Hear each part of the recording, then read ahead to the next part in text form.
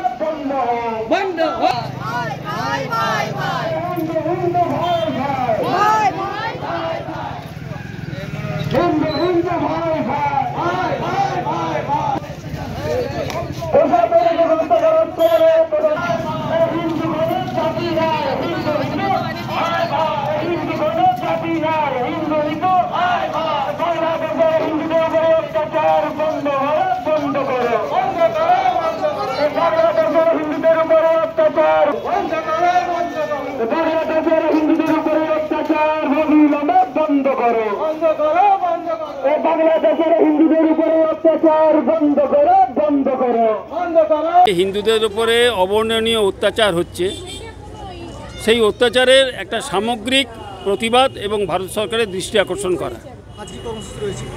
কর্মসূচি হচ্ছে এখান থেকে পদযাত্রা সহকারে, বিভিন্ন স্লোগান সহকারে, শান্তিপূর্ণভাবে পদযাত্রা সহকারে আমরা যাব ট্যাক্সি স্ট্যান্ড পর্যন্ত, এবং এটার মাধ্যমে আমরা প্রশাসন তথা ভারতবর্ষের সরকারের দৃষ্টি আকর্ষণ করতে চাইছি, যাতে তারা এইটার নিরিখে সঠিক পদক্ষেপ নেন এবং বাংলাদেশে যে হিন্দু নিধন মহাযজ্ঞ চলছে, সেই নিধন যজ্ঞে ভারত সরকার হস্তক্ষেপ করে হিন্দুদের রক্ষা করবে।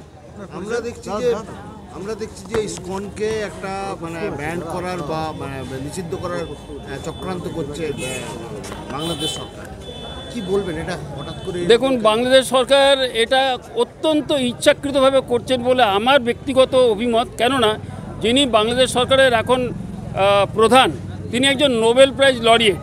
একজন নোবেল প্রাইজ লরিয়েট এরকম নিশ্চয়ই হবেন না, তিনি সব জানেন। এবং ইসকন এই মুহূর্তে অতি অল্প সময়ের মধ্যেই ইসকন পৃথিবীর 157টা দেশে পরিব্যাপ্ত, এবং এই 157টা দেশ হিন্দুর দেশ নয়, এখানে বৌদ্ধ মুসলমান সব দেশ আছে, মধ্যপ্রাচ্যও আছে, এবং ওইখানকার লোকেরা প্রত্যেকেই আজকে তারা এই ধুতি পাঞ্জাবি এবং মাথায় যারা শাড়ি ব্লাউজ সিঁদুর পরে হাতে চুড়ি পরে নাম কীর্তন করতে করতে যান। এটা কি কোনো পিসি সরকারের ম্যাজিক? এটা চেতনার পরিবর্তনের ম্যাজিক, যেটি ইসকনের প্রতিষ্ঠাতা আচার্য শিল প্রভুপাদ এটা করে দেখিয়েছেন।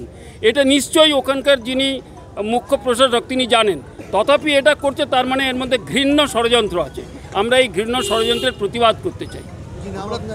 আমরা দেখতে পাচ্ছি যে বাংলাদেশি সেনারা ইসকনের ভক্তদেরকে সবাইকে ধরে নিয়ে যাচ্ছে, পুলিশের ভূমিকা নিয়েও প্রশ্ন উঠছে। ইসকনে এই বাংলাদেশে হিন্দুদেরকে দেখুন, এটা ওদের উদ্দেশ্য প্রণোদিত। ভারতবর্ষে এটা সেকুলার কান্ট্রি, এখানে যারা মুসলমান ভাই আমাদের আছেন, আমরা মুসলমান তরুণ ভাই বলি না, আমরা বলি মুসলমান ভাই, তারা আমাদের সহনাগরিক। তারা যেভাবে মর্যাদা সহকারে রক্ষিত হচ্ছেন, প্রতিপালিত হচ্ছেন এবং বিকশিত হচ্ছেন, তার একেবারে বিপরীত চিত্র বাংলাদেশে। এইটাতে প্রমাণ হয় বাংলাদেশ শিক্ষার দিক থেকে অনেক হীন অবস্থায় আছে। শিক্ষিত না হলে শুধু ধর্মীয় চেতনার উন্মাদনা, মৌলবী ধর্ম চেতনার উন্মাদনার ফসল এইটা।